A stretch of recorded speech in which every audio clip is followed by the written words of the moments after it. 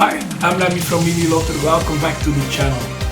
But before I start the video, I want to talk to you about something personal, something that affects me personally a lot. And yeah, I don't know how to do this, so I'm gonna put it in front of the video. This part of the video is gonna talk about suicide, depression, pretty nasty things. If you just want to skip it and see how my dwarf army is doing, this is the timestamp. I'm doing this at this part of the video because it's November, it's men's health month, and it's a subject that's very dear to me and I really want to talk about it. So yeah, this video is gonna be, well, this part of the video is gonna be as edited way less, and yeah, I just want to share something. God, this is very hard to do, but most of you people will definitely not know that I struggled a whole fuckload with my mental health. Back in 2020 I was diagnosed with cluster headache. It also has the nickname suicide headache. And I got in a very bad depression, and in the years I even lost somebody to suicide as well. And fuck. This is very hard for me to talk about because it's a very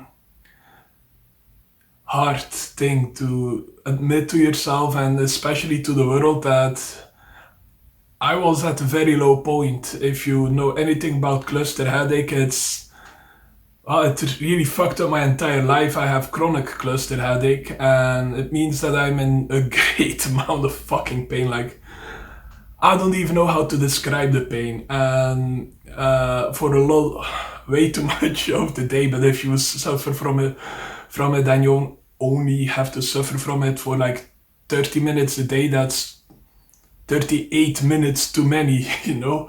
It really drives me insane, the pain. It makes me want to kill myself when I experience that pain, and it really got me depressed back in, well, the second I got it, I was just too ignorant to realize how depressed I was. But eventually I got there and I got help. And with the help of a therapist, psychologist, whatever she was, I don't think she'll be watching this, but if she somehow does, you know who you are. You're fucking amazing, and even my support around me is fucking amazing. Especially my family, my sisters, my mom, my brothers-in-law, my wife, my parents-in-law, my sisters-in-law.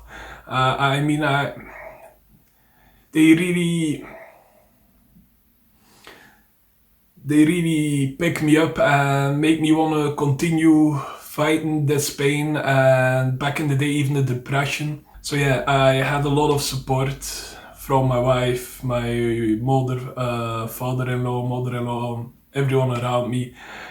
And it really helped me get through a horrible time. I still suffer from cluster headache to this day, and that's the main reason I don't upload once a week or even more often, because I really want to. But I have to, how do you say this? I have to face my limits. I tried for a little while to upload once a week. It didn't have. I didn't hold that tempo for very long because I was destroying myself mentally and physically. Because the cluster headache, it's such an intense pain, you can barely hold still. It's so intense you get energized, if that kind of makes sense. It probably doesn't if you never had cluster headache. So I envy you if you never had it.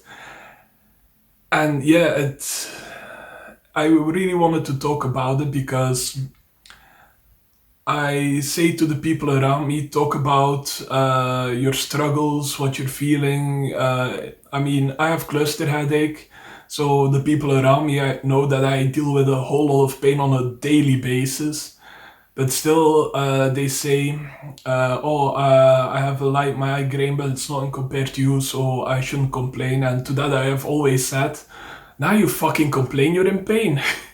Not because my pain is worse. You can't have your own pain. That doesn't make sense, and that's kind of the message I want to send out into the world with this video. is that if you're suffering from physical or even mental pain, and I know way too much about both, you should talk about it with someone. Your best friend, your father, mother, brother, sister, your doctor even. Whoever you feel comfortable to, because November is men's health... Ooh, getting a little emotional maybe. But November is men's mental health, and as a man who struggled, well, not only mental health, but just health, but as a man who struggles with his health and has been struggling for years at this point, I want to send a message into the ether of the internet that it's okay to ask for help. I mean, I'm a 6'7" guy. I have tattoos on visible places. I have a beard. It used to be even bigger. I used to have long hair. I looked like a menace even with my Hawaiian shirts on. I truly love those. And yeah, if people first see me, they think, what the fuck is that guy? That's a mountain of a guy, because I'm also not the skinniest. But even a guy like me, I cry, I have pain, I struggle with my mental health, and it's okay to acknowledge that. And if even one person who sees this goes to a friend, says, I don't feel mentally well, and starts talking, I'll have succeeded in this part of the video, because you shouldn't struggle alone, you know? Because I struggled alone for a while, even though I had my wife, my family, who I know would have given me all the love and everything I needed to get better. But it's taking that first step that's fucking hard. It's the hardest part of getting better. And even if you're not struggling, but you think somebody you know might be struggling, go ask them. Because that's a very hard step to take, and it's the most important one to get better. And yeah, fuck, I think I might actually start to cry. Oh. So yeah. Oh, fuck me. And an important thing I want to say as well is thank you to my brother-in-law. You know who you are. He just recently started an Instagram page, and he is the main reason that I'm sitting here making videos, posting on Instagram, because he reawakened the joy of painting minis when I had a hard time, and it really helped me get through a lot of shit and keeps me motivated to go on together with my wife, my family and everything. But painting minis is something that I used to do as a kid, and I always regretted stopping it. And he started painting models around me and putting them together, and I was constantly looking and being kind of jealous, till one day I decided to take out my old box, well, 2 boxes I think, of minis, and restart the hobby. And to my brother-in-law who just started his Instagram, his handle will be here, or a screenshot of his name.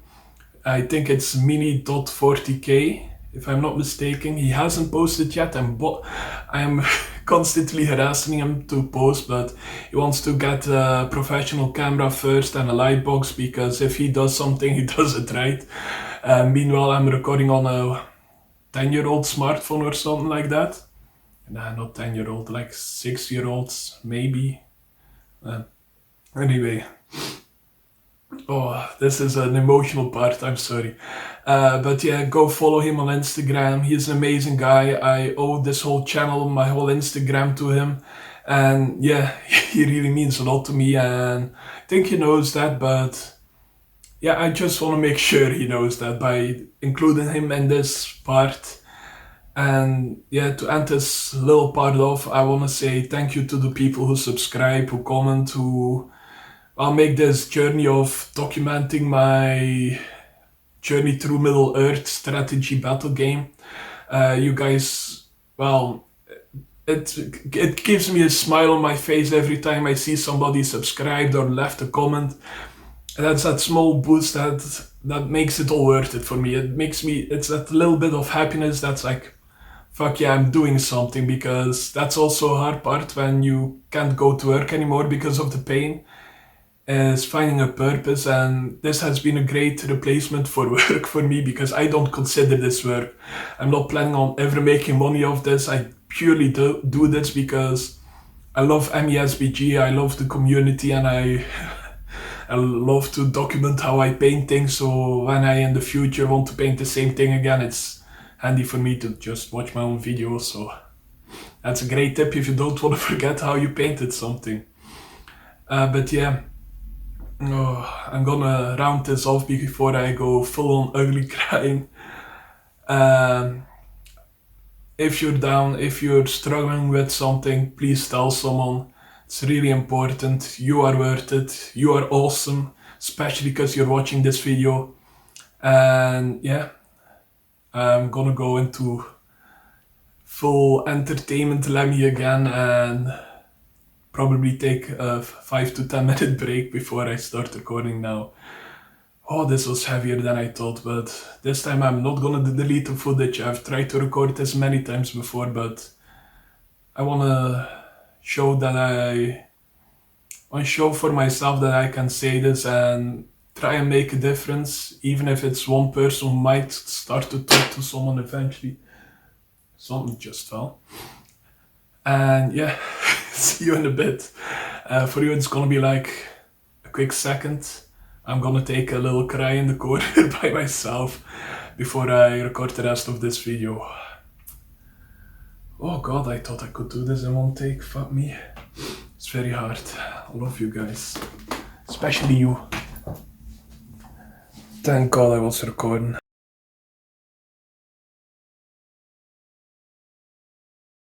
Hi and welcome back. That was some very heavy shit I was talking about. If you skipped it or not, still love you all the same.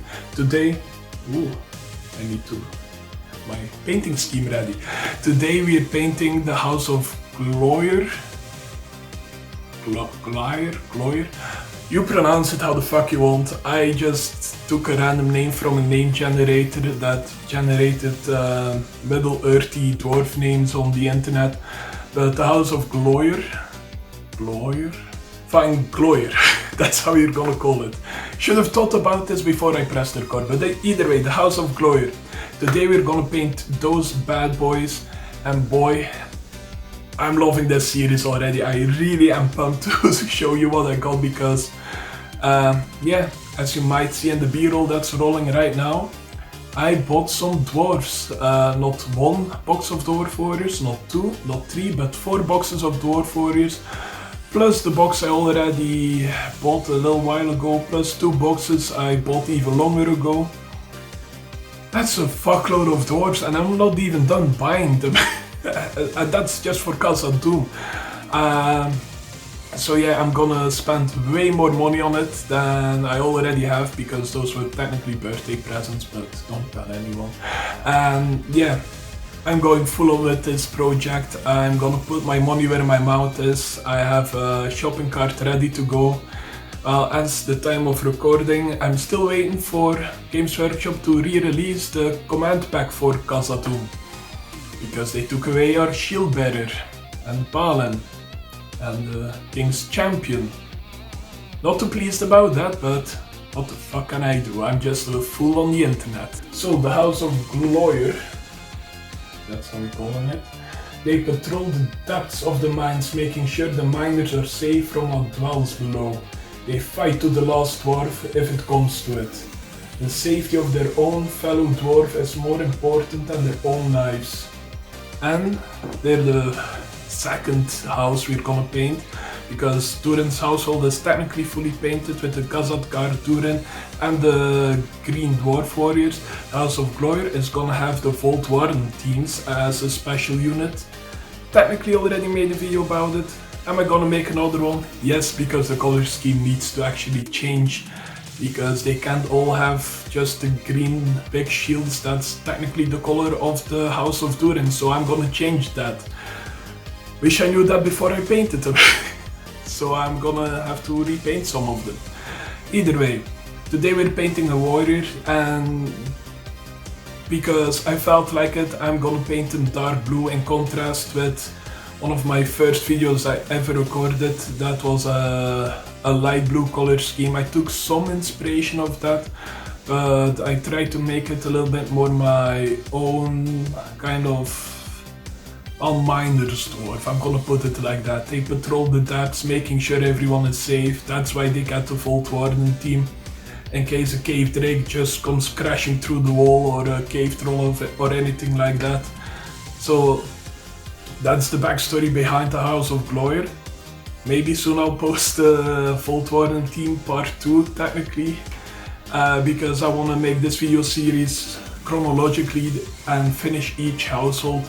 Also, I've been a little sick lately, like for over a week at this point, but anyway, so I haven't painted all that many, so if the thumbnail looks a little empty, I'm sorry. I usually paint way more of them before I make a thumbnail.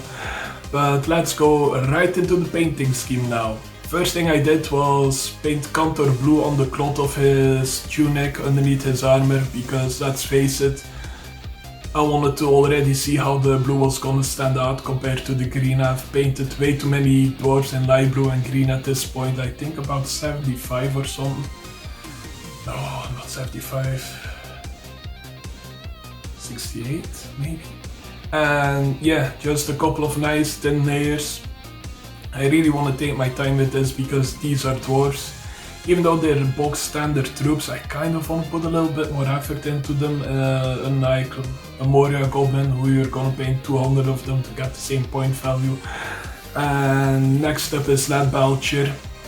It's just the best metal paint there is. If you want something shiny and armory, you use leadbelcher. Not mind-blowing there.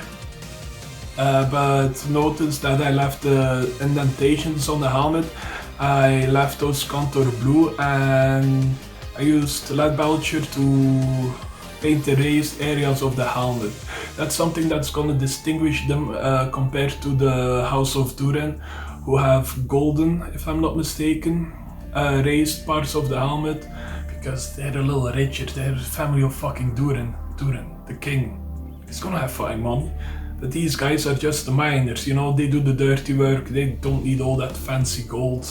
Those fancy sissy dwarves. Oh, fuck me.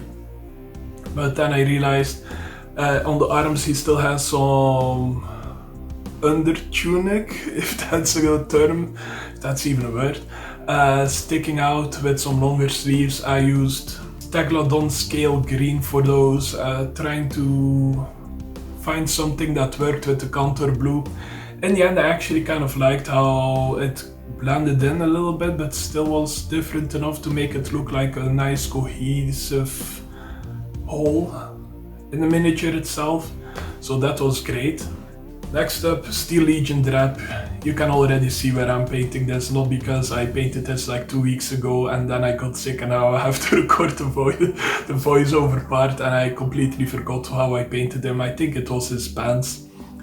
If it's not his pants, you guys can correct me in the comments. I hope I am correct. I know what I'm doing, professional over here. Dryad bark is up next, and once again, the boots, the belt. If you watch this series or the playlist, you're gonna know Dryad bark is my go-to for boots and belts with these dwarves. I tend to keep a couple of things the same even throughout the households to make sure that you can still see they're from one big place and not from a whole bunch of different places, because they still live in the same area, so they're gonna have the same leather guy or 20 leather guys they go to for their boots and belts, and they're gonna have roughly the same sources of leather. If you think about it, use your thinking noggin.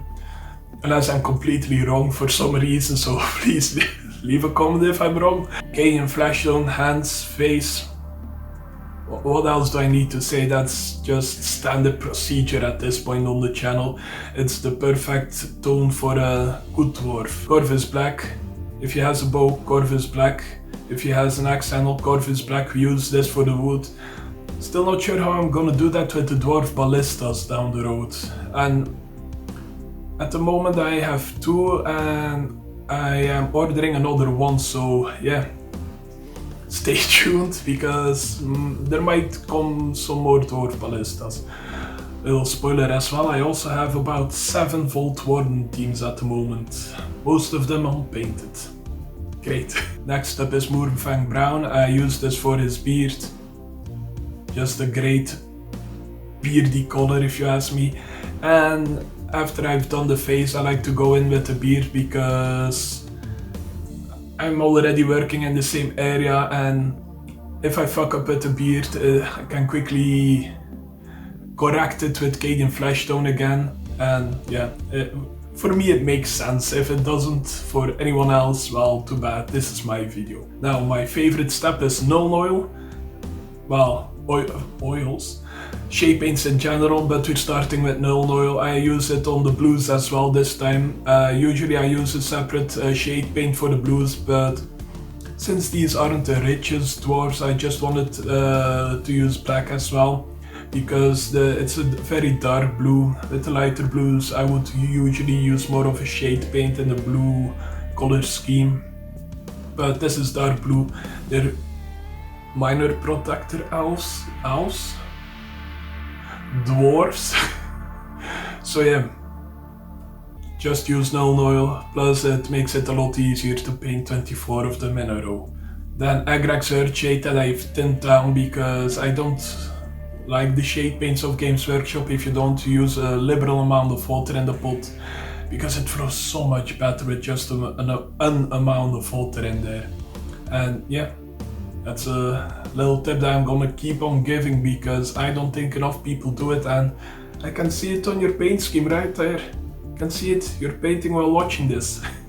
Reikland fleshshade as well, face, hands, you know it, also very thinned down. Then I decided to give the mouth a little bit of a highlight as well. I used the same color as the beard for the mouth because I wanted to be dark on the inside and just give the little highlight on the lip with cadian fleshtone. I think it looks great. I have very shaky hands, so you might say it looks quite shit.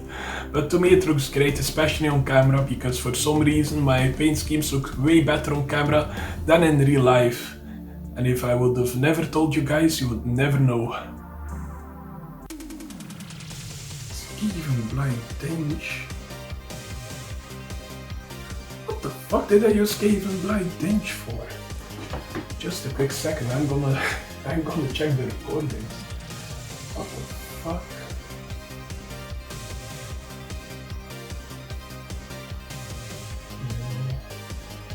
Skavenblight dinge, okay. Oh yeah. No, I remember. And if you can see, he has some wrappings in his hair that hold his hair together. I painted those in Skavenblight dinge. Just a little layer on top of it. Don't try to make it a big blotch. And I try not to go into the recesses, so it looks like it has some more depth. After that, the warrior is done, and damn. In my opinion, he looks fucking amazing. Way better than the warriors I painted when I was 14? Like 14 years ago. But yeah, I don't know if I still have a picture somewhere of the one I painted when I was 14, but I think I grew a lot in painting. It looks fucking amazing, and now I just have to replicate that 23 more times, but I feel confident this will look amazing when I put them all together, especially with their special unit, the Vault Warden teams. That's coming up quite soon on the channel. Better keep an eye on. And I hope to see you in the next one. Enjoy some footage while I'm outroing as well from the biggest dwarf army on YouTube in progress. It's some b-roll. You might notice I don't have any dwarf rangers anymore because they wouldn't fit into the thing I actually kind of tried to do. Well, technically one household could have rangers, but I don't like painting rangers, like any rangers, even dwarf rangers. And I had to repaint quite a lot of it to make it fit the style of the house they were gonna be in, and I just said fuck that shit and I sold them. Whoops. So this is gonna be an army purely consisting of troops, like real troops, no rangers. And yeah, that's the big update on the collection so far. That, and I sold quite a lot of other minis to be able to afford more minis. So using my thinking nuln right there. So I hope to see you in the next video. I probably will paint more dwarfs. I have a fuckload of dwarfs waiting to be painted, as you probably have noticed a little earlier in the video when I showed you what was in my big fuck off order from Games Workshop. So I hope to see you in the next one, and yeah, bye.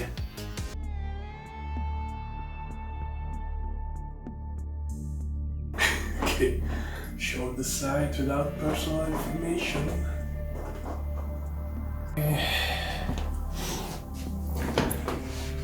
Oh, you're way too low, aren't you? Fuck me sideways. Steely, what the fuck? Did I paint his pants Steely in drab? I don't know, I don't have the mini next to me. It's gonna be a nightmare to edit. I can feel it in my bones. I can feel it in the water. I better start quick.